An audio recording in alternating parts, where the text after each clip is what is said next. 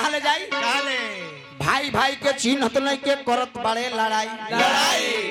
भाई भाई के चिन्हत नहीं के करत बड़े लड़ाई लइकवा देख कष्ट देता अरे बाबू और माई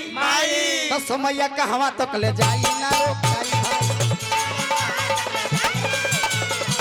समैया कहवा तक ले जाई ना रोकाई भाई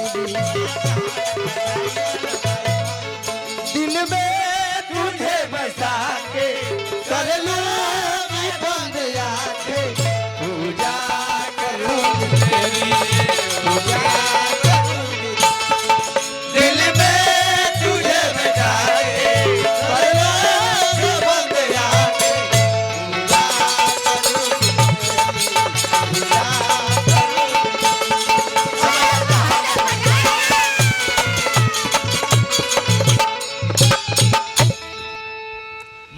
कहतर के ब्यास जे हमरा के चाय पिए दी कॉफी तो हम यही कहनी है कानवा में कि चाय काहे पियता रू काहे कबे से गुड्डू साहनी जी हां देखो कोनो बात को हम माइक हटा के कहम मनीषा जी देखो तू कहतर की गौनैया अपन दीदिया के लगे करेला ना अरे तू हमरा गोल में आके नाचे लगलू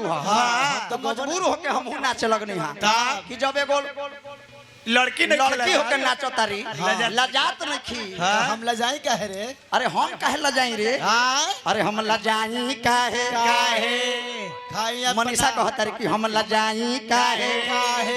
हाई अपना भतरा के कमाई लजाई काहे भइल बाड़ू ब्यास ओहो में हमरा सोझे नचनिया खाली गैस छोड़त अभी तू चाय न पिए तारू रात भर पानी पियबू रात भर पानी पियबू ए बबुआ जी नचनिया मुड़की मारला फट गल हो अरे देखी तो हे जा पटरा फाड़ देलस नचनिया अरे नचनिया बड़ी तनी ऐसे आजा पूजा खाली ए बबुआ जी लास्ट भाव में कवि का कहले गाई गाई कहता रे गुडू हल चल बतिया के भैया तनी मानो हर पर ए बबुआ तो केहू से कर न लड़ाई ना रोकाई भाई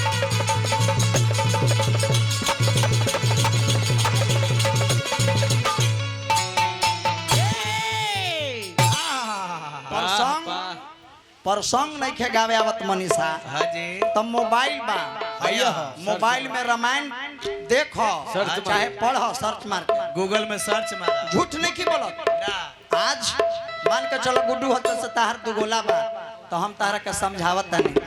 लेकिन कोनो दूसरा के से प्रोग्राम रही तो तारा समझे के पड़ जाए गलती से बूढ़ा साथे में तार प्रोग्राम हो जाओ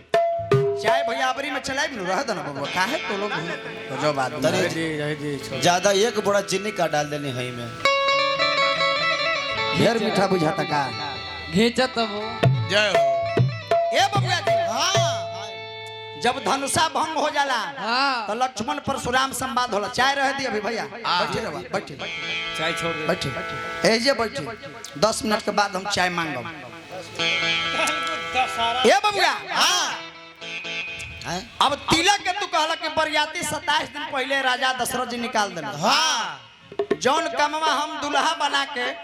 धोती धोती कोने में दुल्हा के धोती कोनी वही कमवा तू कइलू जरूरी रहे समय बर्बाद कइलू आगे बढ़ई तू तब जानती कि तू ब्यास हवा ब्यास के ही फर्ज है कि जहां से हम छोड़नी ओकरा से तू आगे बढ़ई तू आगे बढ़ा अच्छा ये बताओ कि 27 दिन पहले जब बाराती निकल गई आ तू दुल्हा बना देलू तो राम जी रहले अयोध्या में कि जनकपुर में रहले अरे राम कानमा तो मारबो ना कि झाना झाना करता जब राम जी जनकपुर में हलती तो तू दुल्हा कैसे बना देली बरियाती लखनलाल जी बरियाती निकाल देलू 27 दिन पहले तो राम और लक्ष्मण जनकपुर में रहले तो दुल्हा कैसे बना देलू तू कैसे शरीर बढ़ा राजा दशरथ जी बराती निकाल ले कैसन जौन बराती में दुल्हा नहीं थे बिना दुल्हा के बराती बिना दुल्हा के बराती निकलो आराम लक्ष्मण हमें कहा जनकपुर में कामला नदी सुना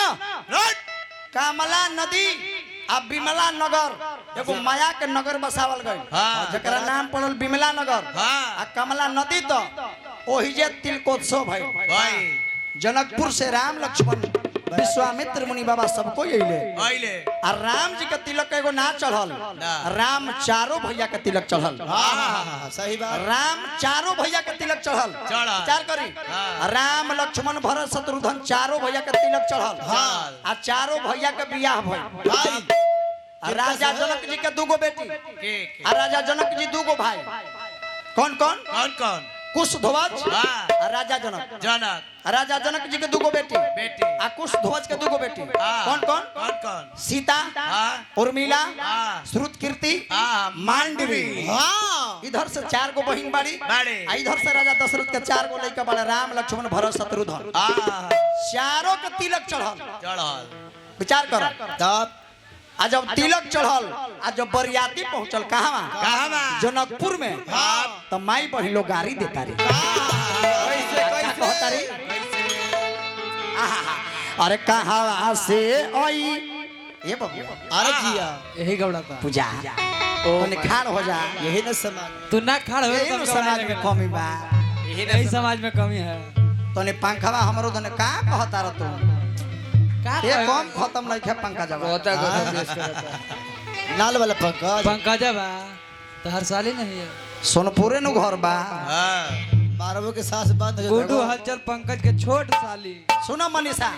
जब जनकपुर में बरियाती पहुंचल